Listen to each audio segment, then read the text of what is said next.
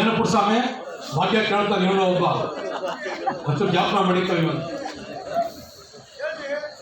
ಹೆಣ್ಮಕ್ಳು ಎಲ್ಲರೂ ಕೂಡ ಇವತ್ತು ಆಯ್ತು ಬರ ಕುತ್ತು ಬರ ಸೇರ್ಕೊಡೋ ದಾರಿ ಕೊಡು ಬಸ್ ಹೋಗ್ಲಿ ಗಾಡಿ ಹೋಗ್ಲಿ ಅದು ಕಳಿಸ್ರಿ ಪೊಲೀಸಪ್ಪ ಗಾಡಿ ಕಳಿಸ್ರಿ ಅದು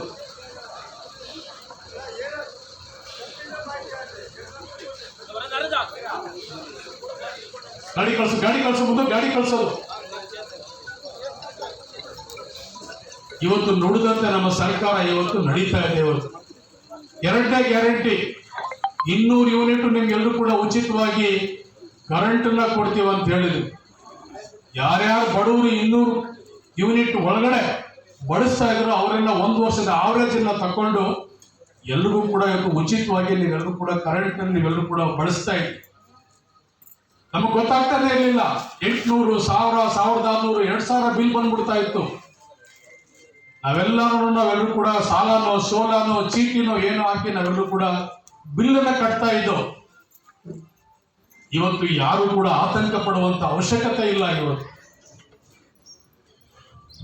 ಯಾರು ಗೊತ್ತಾಗ್ತಾನೆ ಇಲ್ಲ. ಲೈನ್ ಮ್ಯಾನ್ ಬಂದು ಚಡ್ಡಿ ಜಬಲ್ ಕಟಿಂಗ್ ಪ್ಲಗ್ ಬಂದು ಕಟ್ ಅಂತ ಕಟ್ ಮಾಡಿಡುವ. ನೀವೆಲ್ಲ ಅಡಿಗೆ ಒಳಗಡೆ ಕೋಣೆ ಒಳಗಡೆ ತಗೊಂಡು ನೀವೆಲ್ಲ ಇಟ್ಟು ಜಡಿತಾ ಇರೋರು ಇಲ್ಲಿ ಕಟ್ ಮಾಡಿ ಒಯ್ತಾ ಇರುವ ಮಾವ ಅಲ್ವನವ. ನಿಮ್ಗೆ ಕರೆಂಟ್ ಓದೋದು ಗೊತ್ತಿಲ್ಲ, ಅವ್ನು ಕಟ್ ಮಾಡಿದ್ರು ಗೊತ್ತಾಗ್ತಾ ಇರಲಿಲ್ಲ. ಅನೇಕ ಜನರಿಗೆ ತೊಂದರೆ ಆಗ್ತಾ ಇತ್ತು. ಇದನ್ನೆಲ್ಲ ಆಲೋಚನೆ ಮಾಡಿ ಕರ್ನಾಟಕ ಸರ್ಕಾರ ಮಾನ್ಯ ಮುಖ್ಯಮಂತ್ರಿ ಸಿದ್ದರಾಮಯ್ಯನವರು ಮತ್ತು ಉಪಮುಖ್ಯಮಂತ್ರಿ ಡಿ ಕೆ ಶಿವಕುಮಾರ್ ಅವರು ಬಡವರಿಗೆ ಏನಾದರೂ ಮಾಡಿ ಸಹಾಯ ಮಾಡಬೇಕು, ನೀವೆಲ್ಲ ಕೊರೋನಾದಲ್ಲಿ ನೊಂದಿದ್ದೀರ ಅಂತ ಹೇಳಿ ನಿಮಗೆ ಕೂಡ 200 ಯೂನಿಟ್ ಉಚಿತವಾಗಿ ಕೊಟ್ಟರು.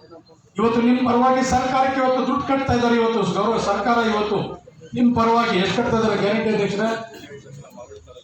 ಬರೀ ನಿಮ್ಮ ಹಾರೋಳಿ ಮರವಾಡಿ ತಾಲೂಕುದು ಸುಮಾರು 2 ಕೋಟಿ ರೂಪಾಯಿ ದುಡ್ಡನ್ನ ಇವತ್ತು ಉಚಿತವಾಗಿ ನಿಮ್ಮ ಪರವಾಗಿ ಸರ್ಕಾರಕ್ಕೆ ಇವತ್ತು ಸರ್ಕಾರ ಕಟ್ತಾ ಇದೆ. ಸರ್ಕಾರ ಇಲಾಖೆ ಕಟ್ತಾ ಇದೆ. ಇಲಾಖೆ ನಡಿಬೇಕಲ್ಲ, ಇಲಾಖೆ ಸಂಬಳ ಕೊಡ್ಬೇಕಲ್ಲ, ಇಲಾಖೆ ಮೇಂಟೈನ್ ಆಗ್ಬೇಕಲ್ಲ, ಇಲಾಖೆ ಮುಂದುವರಿಬೇಕಲ್ಲ. ಆ ಒಂದು ದೃಷ್ಟಿನಲ್ಲಿ ಇವತ್ತು ವಿದ್ಯುತ್ ಶಕ್ತಿ ದುಡ್ಡನ್ನ ನಿಮ್ಮ ಪರವಾಗಿ ಸರ್ಕಾರ ಇಲಾಖೆ ಕಟ್ತಾ ಇದೆ. ಇವತ್ತು ಯಾರು ಕೂಡ ಆತಂಕ ಪಡ್ಬೇಕಾದ ಅವಶ್ಯಕತೆ ಇಲ್ಲ. 3ನೇ ಗ್ಯಾರಂಟಿ ನಿಮ್ಗೆ 10 kg ಅಕ್ಕಿ ಕೊಡ್ತೀವಿ ಅಂತ ಮಾತು ಕೊಟ್ಟಿದ್ವಿ. 10 kg ಅಕ್ಕಿ ಕೊಡೋಕ್ಕಾಗ್ಲಿಲ್ಲ. 5 kg ಅಕ್ಕಿ ಕೊಡ್ತಾ ಇದ್ರು. 5 kg ಅದಕ್ಕೆ ತಕ್ಕದಾದಂತ ದರ ನೇರವಾಗಿ ಹೆಣ್ಮಕ್ಳ ಅಕೌಂಟ್ಗೆ ನಿಮ್ಗೆ ನೇರವಾಗಿ ಯಾವುದೇ ದಳ್ಳಾಳಿ ಇಲ್ಲ, ಯಾವುದೇ ಕಮಿಷನ್ ಇಲ್ಲ, ಯಾವುದೇ ಮಧ್ಯವರ್ತಿ ಇಲ್ಲ, ಯಾವೊಬ್ಬ ಲೀಡರ್ ಇಲ್ಲ, ಯಾವೊಬ್ಬ ಬ್ಲಾಕ್ ಕಾಂಗ್ರೆಸ್ ಇಲ್ಲ, MP ಇಲ್ಲ, MLA ಇಲ್ಲ, ನಿಮಗೆ ನೇರವಾಗಿ ನಿಮ್ಮ ಅಕೌಂಟ್ಗೆ ದುಡ್ಡು ಬರ್ತದೆ. ಹೌದಲ್ವಾ? 5 kg ಅಕ್ಕಿ 5 kg ತಕ್ಕದಂತ ನಿಮ್ಗೆ ನಾವು ಕೊಡಕ್ಕಾಗಿಲ್ಲ ಅಂದ್ಬಿಟ್ಟು ಕೊಡ್ತಾ ಇದ್ವಿ. ಈಗ ಕಳೆದ ತಿಂಗಳಿಂದ ನಮ್ಗೆ ಅಕ್ಕಿ ಸೌಲಭ್ಯ ಸಿಕ್ತು. ಇವತ್ತು ಕೊಟ್ಟ ಮಾತಿನಾಗೆ ಇವತ್ತು 10 kg ಅಕ್ಕಿನ ನಿಮ್ಗೆಲ್ಲೂ ಕೂಡ ಕೊಡ್ತಾ ಇದ್ವಿ. ಈ ಹಿಂದೆ ಅನ್ನಭಾಗ್ಯ ಅಂತ ಸಿದ್ದರಾಮಯ್ಯ ಮಾಡಿದ್ರು, 7 kg ಅಕ್ಕಿ ಕೊಡ್ತಾ ಇದ್ರು. ತದನಂತರ ಬಿಜೆಪಿ JDS ಸರ್ಕಾರ ಬಂತು, 7 kg ಅಕ್ಕಿನ 4 kg ಅಕ್ಕಿ ಮಾಡಿದ್ರು. ಅದ್ರಲ್ಲಿ 2 kg ರಾಗಿ, 2 kg ಅಕ್ಕಿ ತೂಕದಲ್ಲಿ ಅವ್ಯವಹಾರ ಬೇಕಾದಷ್ಟು ರೀತಿಯಲ್ಲಿ ತೊಂದರೆ ಮಾಡಿ ಜನಗಳಿಗೆಲ್ಲ ಅಧ್ವಾನ ಮಾಡಿ ಬೀದಿಗೆಲ್ಲ ಬಯಲು ಮಾಡಿದ್ರು. ಆದ್ರೆ ನಮ್ಮ ಸರ್ಕಾರ ಆವಾಗ 7 kg ಬೇಡ, ಇವತ್ತು 10 kg ಕೊಡ್ತೀವಿ ಅಂತ ಹೇಳಿ ಇವತ್ತು ನುಡಿದಂತೆ ನಿಮ್ಮ ಮನೆಗೆ ಪ್ರತಿಯೊಬ್ಬರಿಗೂ ಕೂಡ 10 kg ಅಕ್ಕಿಯನ್ನ ಕೊಡ್ತಾ ಇದ್ವಿ. ಇವತ್ತು 2,000 ರೂಪಾಯಿ ದುಡ್ಡು ಗೃಹಲಕ್ಷ್ಮಿ,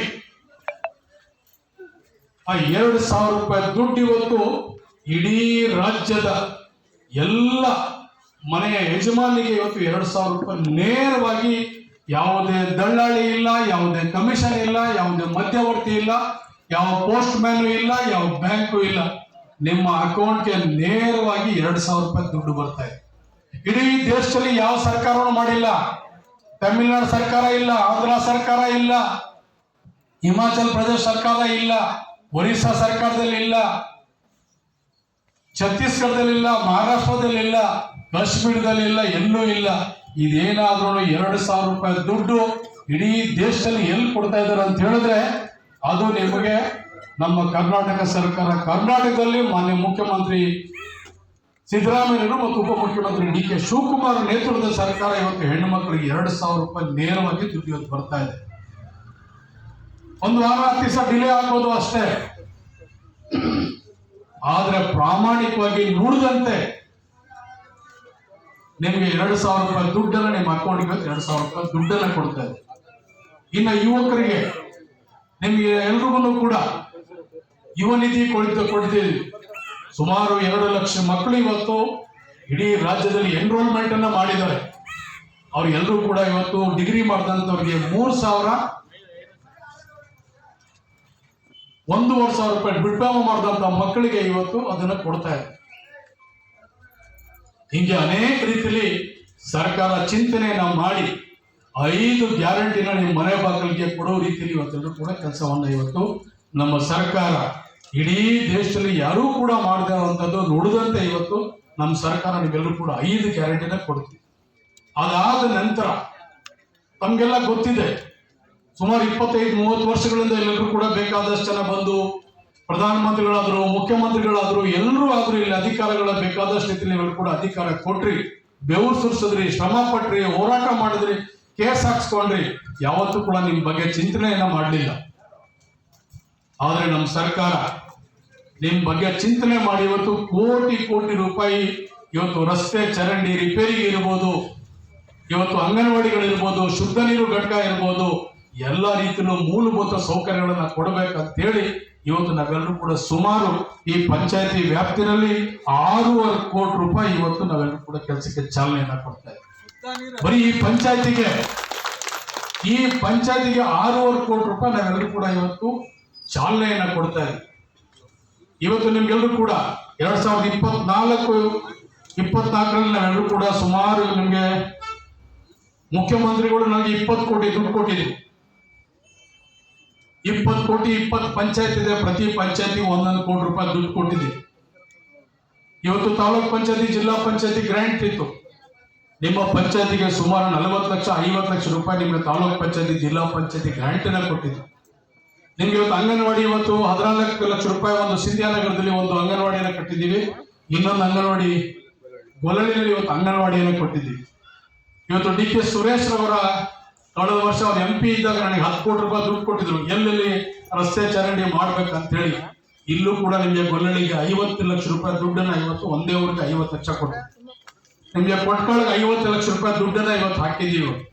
ಮುಖ್ಯಮಂತ್ರಿ ಕೊಟ್ಟಂತ 1 ಕೋಟಿ ರೂಪಾಯಿ ಎಲ್ಲ ಊರಿಗೂ ಕೂಡ 10 ಲಕ್ಷ 20 ಲಕ್ಷ ಈ ರೀತಿ ಎಲ್ಲರೂ ಕೂಡ ರಸ್ತೆ ಚರಂಡಿಗಳು ಮಾಡ್ಲಿಕ್ಕೆ ನಿಮ್ಗೆಲ್ಲರೂ ಕೂಡ ಕೊಟ್ಟಿದ್ದೀವಿ. ಇವತ್ತು ಕಾವೇರಿ ನಿಗಮ ಮಾನ್ಯ DK ಶಿವಕುಮಾರ್ ಅವರು ಇವತ್ತು ಹಾರೋಳ್ಳಿ ಮತ್ತು ಮರಳವಾಡಿ 2 ಹೋಬಳಿಗೆ 45 ಕೋಟಿ ರೂಪಾಯಿ ಇವತ್ತು ಅನುದಾನವನ್ನು ಬಿಡುಗಡೆ ಮಾಡಿ ಇವತ್ತಾಗಲೇ ಟೆಂಡರ್ ಆಗಿದೆ, ಕೆಲಸ ಕಾರ್ಯ ಚಾಲನೆ ಮಾಡ್ಲಿಕ್ಕೆ ಈ ಪಂಚಾಯತಿಗೆ ಸುಮಾರು 3.5 ಕೋಟಿ ರೂಪಾಯಿ ದುಡ್ಡನ್ನ ಕೊಟ್ಟಿದ್ದಾರೆ. ಎಲ್ಲಿ ಇಂಜಿನಿಯರ್ ಇದ್ರು ಇಲ್ಲೆಲ್ಲ ಉಮೇರ್ ಎಷ್ಟು ಕೊಟ್ಟಿದ್ದಾರೆ? 2,80 ಲಕ್ಷ ರೂಪಾಯಿ ಕಾವೇರಿ ನಿಗಮದಿಂದ ರಸ್ತೆ ಚರಂಡಿ ರಿಪೇರಿಗೆ ಇವತ್ತು. ಸೊ ಇದನ್ನೆಲ್ಲ ಒಟ್ಟಾರೆ ಸೇರಿಸಿ ಇವತ್ತು ಸುಮಾರು 45 ಕೋಟಿ ರೂಪಾಯಿ ಇವತ್ತು ರಸ್ತೆ ಚರಂಡಿ ರಿಪೇರ್ಸ್ ಎಲ್ಲೂ ಕೂಡ ಕೊಟ್ಟಿದ್ದಾರೆ. ಇವತ್ತು ನಿಮ್ಗೆಲ್ಲ ಗೊತ್ತಿರ್ಬೋದು, ಮಾನ್ಯ DK ಸುರೇಶ್ ರವರು ಈ ಭಾಗದಲ್ಲಿ ಹಾರೋಳ್ಳಿ ಮತ್ತು ಮರಳವಾಡಿ ಭಾಗದಲ್ಲಿ ಎಷ್ಟು ಮನೆ ಇದೆ ಅಷ್ಟು ಮನೆಗೂ ಕೂಡ ಕಾವೇರಿ ನೀರನ್ನ ಪ್ರತಿ ಮನೆಗೂ ಕೊಡ್ಬೇಕಂತ ಹೇಳಿ 300 ಕೋಟಿ ರೂಪಾಯಿ ಇವತ್ತು ಸ್ಯಾಂಕ್ಷನ್ ಮಾಡಿ ಟೆಂಡರ್ ಆಗಿದೆ. ಇವತ್ತು ಅದು ಕೂಡ ಪೈಪ್ಲೈನ್ ಮಾಡಿ ಶಿಂಷಾದಿಂದ ಇವತ್ತು ನೀರು ತಂದು ನಿಮ್ಮ ಮನೆ ಬಾಗಿಲಿಗೆ ಕೆಲಸವನ್ನು ಕೊಡುವಂಥದ್ದು. ಇವತ್ತು ಹಾರೋಳ್ಳಿ ಪಂಚಾಯತಿ ನಮ್ಗೆಲ್ಲ ಗೊತ್ತಿದೆ, ಹಾರೋಳ್ಳಿ ಮರಳವಾಡಿ ಸೇರಿಸಿ ಹೊಸ ತಾಲೂಕು ಆಗಿದೆ. ಹೊಸ ತಾಲೂಕು ಅನೇಕ ಅಭಿವೃದ್ಧಿ ಕೆಲಸಗಳನ್ನು ಮಾಡಿದೆ. ರಸ್ತೆಗಳಿಲ್ಲ, ಚರಂಡಿ ಇಲ್ಲ, ಮನೆಗಳಿಲ್ಲ. ಈ ಭಾಗದಲ್ಲೂ ಕೂಡ ಇವಾಗ ಮನೆಗಳಿರ್ಲಿಲ್ಲ. ಬಿಜೆಪಿ ಮತ್ತು JDS ಸರ್ಕಾರ ಒಂದು ಮನೆ ಕೊಡೋಕ್ಕಾಗ್ಲಿಲ್ಲ. ಆದ್ರೆ ನಮ್ಮ ಸರ್ಕಾರ ಬಂದ ತಕ್ಷಣ ನನ್ನ ವಿಧಾನಸಭಾ ಕ್ಷೇತ್ರಕ್ಕೆ 3,000 ಮನೆಯನ್ನ ಕೊಟ್ಟಿದೆ. ನಿಮ್ ಪಂಚಾಯತಿಗೆ 150 ಮನೆ ಕೊಟ್ಟಿದ್ದೀವಿ. ಏನ್ರಿ PDO ಅವರು ಎಷ್ಟು ಕೊಟ್ಟಿದ್ದೀರಮ್ಮ? 150 ಮನೆ, 147 ಮನೆ ನಿಮ್ ಭಾಗಕ್ಕೆ ಕೊಟ್ಟಿದ್ದೀವಿ. ಈಗಾಗಲೇ ಎಲ್ರಿಗೂ ಕೂಡ ಯಾರ್ಯಾರು ಮನೆ ಕೊಟ್ಟಿಲ್ಲ ಮನೆಗಳು, ಅನೇಕ ಜನರಿಗೆ ಇನ್ನು ಮಶಾಣ ಇಲ್ಲ ಅಂತ ಹೇಳಿದ್ರೆ ಈಗಾಗಲೇ ನಾನು ಅಧಿಕಾರಿಗಳಿಗೆ ಸೂಚನೆ ಕೊಟ್ಟಿದ್ದೀನಿ. ಯಾವ್ರಿಗೆ ಮಶಾಣ ಇಲ್ಲ, ಮಶಾಣ ಕೊಡುವಂಥದ್ದು ಮೂಲಭೂತ ಸೌಕರ್ಯ ನಮ್ಮ ಕರ್ತವ್ಯ. 6 ಕೋಟಿ ರೂಪಾಯಿ ರಸ್ತೆ ಬೆಳಗುಡಿಯಿಂದ ಪಿಚ್ಚನಕೆರೆಗೆ ಒಂದು ಟಾರ್ ರೋಡ್ 6 ಕೋಟಿ ರೂಪಾಯಿಗೆ ನಾವು ಸ್ಯಾಂಕ್ಷನ್ ಮಾಡಿಸಿ ಇವತ್ತು ಕೆಲಸ ಕೊಡೋದನ್ನು ಕೂಡ ಚಾಲನೆಯನ್ನ ಕೊಡ್ತಾರೆ. ಹಿಂಗೆ 10 ಹಲವು ಕೆಲಸಗಳನ್ನ, ಅಭಿವೃದ್ಧಿ ಕೆಲಸಗಳು ನಾವೆಲ್ಲರೂ ಕೂಡ ಮಾಡ್ತೇವೆ. ಯಾಕೆ? ನಿಮ್ಮ ಶ್ರಮ, ನಿಮ್ಮ ಬೆವರು, ನಿಮ್ಮ ಹೋರಾಟ ನಮಗೆ ಶಕ್ತಿಯನ್ನ ಕೊಡ್ತದೆ. ಇವತ್ತು ತಾವೆಲ್ಲರೂ ಕೂಡ ಕಾಂಗ್ರೆಸ್ ಸರ್ಕಾರವನ್ನು ರಚನೆ ಮಾಡಿದೆ. ಈ ಭಾಗದಲ್ಲಿ ಡಿ ಕೆ ಶಿವಕುಮಾರ್ ಅವರು ಬಹಳ ಎತ್ತರಕ್ಕೆ ಬಹಳ ಬೆಳೆದಿದ್ದಾರೆ.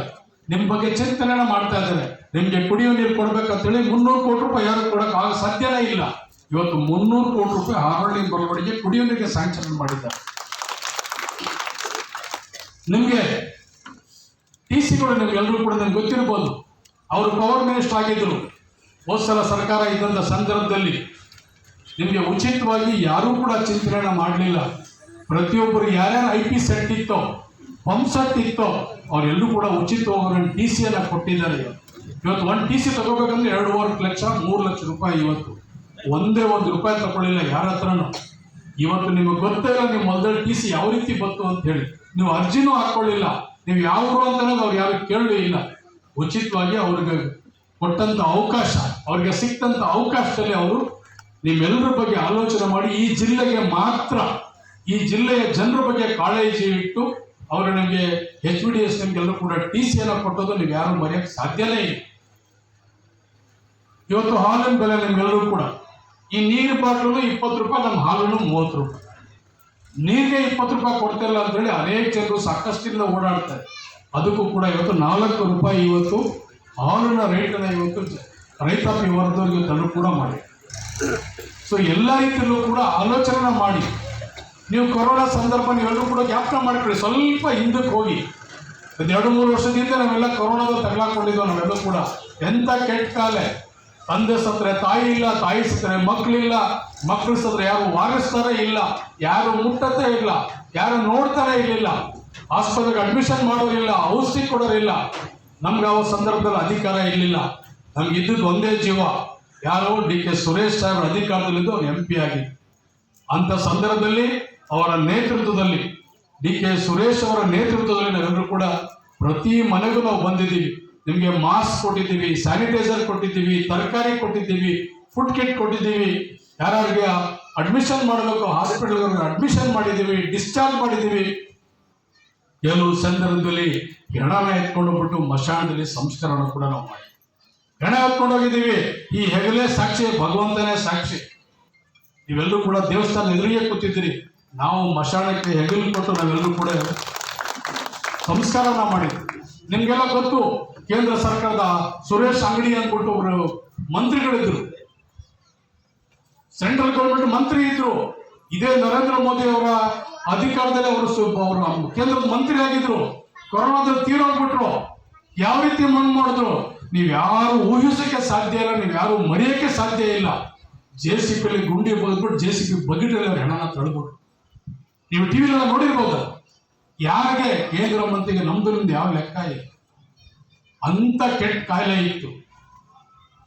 ಆದರೆ ನಾವು ಅಧಿಕಾರಿಗಳು, ನಮ್ಮ ಆಶಾ ಕಾರ್ಯಕರ್ತರು, ನಮ್ಮ ಅಂಗನವಾಡಿಯವರು, ನಮ್ಮ ಅಧಿಕಾರಿಗಳು, ನಾವು, ನಮ್ಮ ಮುಖಂಡರುಗಳು, ವಿಶೇಷವಾಗಿ ಡಿ ಕೆ ಸುರೇಶ್ ರವರ ಮಾರ್ಗದರ್ಶನದಲ್ಲಿ ನಾವೆಲ್ಲರೂ ಕೂಡ ಯಾರ್ಯಾರು ಕಷ್ಟದಲ್ಲಿದ್ರು, ಅವರ ಸಂದರ್ಭದಲ್ಲಿ ಯಾರ್ಯಾರು ಸಾವಿಗೆ ತುತ್ತಾದ್ರು ಅವರ ಮನೆಗೆಲ್ಲ ಹೋಗಿದ್ದೀವಿ, ಸಾಂತ್ವನ ಹೇಳಿದ್ದೀವಿ, ಅಡ್ಮಿಷನ್ ಮಾಡಿದ್ದೀವಿ, ಆಪರೇಷನ್ಸ್ ಮಾಡಿದ್ದೀವಿ, ಅವ್ರಿಗೆ ಮಾತ್ರೆಗಳು ಕೊಟ್ಟಿದ್ದೀವಿ, ಮಾಸ್ಕ್ ಕೊಟ್ಟಿದ್ದೀವಿ, ಫುಡ್ ಕಿಟ್ ಕೊಟ್ಟಿದ್ದೀವಿ.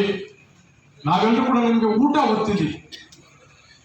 ಸುರೇಶ್ ಅವರು ಸಾವಿರಾರು ಜನಕ್ಕೆ ಅವತ್ತೆಲ್ಲರೂ ಕೂಡ ಚಿಕನ್ ಅವರಿಗೆಲ್ಲ ಕೊಟ್ಟರೆ ಸ್ವಲ್ಪ ಶಕ್ತಿ ಬರ್ತದೆ ಅಂತ ಹೇಳ್ಬಿಟ್ಟು ಅವರೆಲ್ಲರೂ ಕೂಡ ಊಟದ ವ್ಯವಸ್ಥೆ ಮಾಡಿದ್ದು, ಮೊಟ್ಟೆ ವ್ಯವಸ್ಥೆ ಮಾಡಿದ್ದು. ಹೀಗೆ ನಿಮ್ಮ ಬಗ್ಗೆ ನಾವು ಕಾಳಜಿ ಇಟ್ಟು ಅವತ್ತೂ ಕೂಡ ನಮ್ಗೆ ಅಧಿಕಾರ ಇನ್ನಂಥ ಸಂದರ್ಭದಲ್ಲೂ ಕೂಡ ನಿಮ್ಮ ಜೊತೆಲಿ ಹೆಗಲಿಗೆ ಹೆಗಲು ಕೊಟ್ಟು ಹೆಜ್ಜೆಗೆ ಹೆಜ್ಜೆ ಹಾಕಿ ನಾವೆಲ್ಲರೂ ಕೂಡ ಕೆಲಸ ಕೂಡ ನಮ್ಮ ಮುಖಂಡರು ನಾವೆಲ್ಲ ಮಾಡಿದ್ವಿ. ಹಿಂಗೆ ಹಲವು ಕಾರ್ಯಗಳನ್ನು ನಾವೆಲ್ಲರೂ ಕೂಡ, ಯಾಕಂತ ಹೇಳಿದ್ರೆ ನಾವ್ಯಾರು ದೂರದವರಲ್ಲ. ಡಿ ಕೆ ಶಿವಕುಮಾರ್ ಅವರು ಇದೇ ಜಿಲ್ಲೆ ಮಗ, ಡಿ ಕೆ ಸುರೇಶ್ ಅವರು ಇದೇ ಜಿಲ್ಲೆ ಮಗ, ನಾನು ಇದೇ ಜಿಲ್ಲೆ ಮಗ, ಇದೇ ತಾಲೂಕಿನ ಮಗ. ನಿಮ್ಮ ಮನೆ ಮಗನಾಗಿ, ನಿಮ್ಮ ಸೋದರನಾಗಿ, ನಿಮ್ಮ ತಮ್ಮನಾಗಿ ಕೆಲಸ ಮಾಡ್ತೀನಿ ಅಂತ ಹೇಳಿ ನಿಮ್ಮ ಮನೆಗೆ ಬಂದು ನಾವೆಲ್ಲರೂ ಕೂಡ ಮಾತು ಕೊಟ್ಟಿದ್ವಿ. ನಾನು MLA ಆಗಿ ಅಥವಾ ಶಾಸಕನಾಗಿ ನಾನು ಕೆಲಸ ಮಾಡ್ತಾ ಇಲ್ಲ. ನಿಮ್ಮ ಮನೆ ಮಗನಾಗಿ, ನಿಮ್ಮ ತಮ್ಮನಾಗಿ, ನಿಮ್ಮ ಸೋದರನಾಗಿ ಇವತ್ತು ನಾನು ಕೆಲಸವನ್ನು ಮಾಡ್ಕೊಂಡು ಹೋಗ್ತಾ ಇದ್ದೀನಿ. ಇಂಥ ಸಂದರ್ಭದಲ್ಲಿ ಹಲವು ಕೆಲಸಗಳು, ಅಭಿವೃದ್ಧಿ ಕೆಲಸಗಳು ಇನ್ನೂ ಸಾಕಷ್ಟು ಇಲ್ಲಿ ನಾವೆಲ್ಲರೂ ಕೂಡ ಮಾಡಬೇಕಾಗುತ್ತೆ. ಇವತ್ತು ಹಾಸ್ಪಿಟಲ್ ಬೇಕು ಅಂತ ಹೇಳಿದ್ರು, ಪಶುಸಂಗೋಪನಾ ಇಲಾಖೆಯಿಂದ 46 ಲಕ್ಷ ರೂಪಾಯಿಯನ್ನು ಆಸ್ಪತ್ರೆ ಬೇಕು ಅಂತ ಹೇಳಿದ್ರು. ಇನ್ನು ಇಲ್ಲಿ ಒಂದು ಕ್ಲಿನಿಕ್ ಇದೆ, ಆ ಕ್ಲಿನಿಕ್ ಅನ್ನು ಶಿಫ್ಟ್ ಮಾಡಿ ಕೊಡಿ ಅಂದ್ಬಿಟ್ಟು ನಮ್ಮ ಡಾಕ್ಟರ್ ಇವತ್ತು ಒಂದು ಲೆಟರ್ ಬೇರೆ ಕೊಟ್ಟಿದ್ದಾರೆ.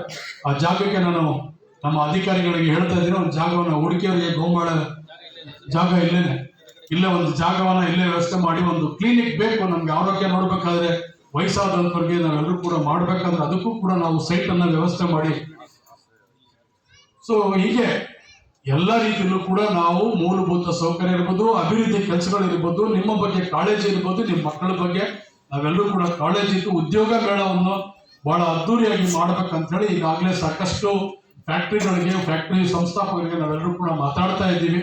ನಾನು DK ಶಿವಕುಮಾರ್ ಅವರು, ಸುರೇಶ್ ಅವರು ಸದಾ ಕಾಲ ನಿಮ್ಮ ಜೊತೆಲಿ ಇರ್ತೀವಿ. ನಾವೆಲ್ಲರೂ ಕೂಡ ನಮ್ಮ ಕೊನೆಯ ಉಸಿರಿನವರೆಗೂ ಕೂಡ ನಿಮ್ಮ ಋಣ ತೀರಿಸುವಂತ ಕೆಲಸ ನಾವೆಲ್ಲರೂ ಕೂಡ ಮಾಡ್ತೀವಿ ಅಂತ ಹೇಳಿ ಈ ಕಾರ್ಯಕ್ರಮಕ್ಕೆ ಬಹಳ ತಡ ಆಗಿದೆ. 3 ಗಂಟೆ ಆಯ್ತು. ಎಲ್ರಿಗೂ ಹೊಟ್ಟೆ ತರವಂತ ಕಾಣ್ತದೆ. ಏನಪ್ಪ ಇವು ಇಪ್ಪಟ್ಟಿ ಭಾಷಣ ಮಾಡ್ಕೊಂಡು ಇಟ್ಬಿಟ್ಟ ಹೊಟ್ಟೆ ಇದೆ ಅನ್ಬೋದು.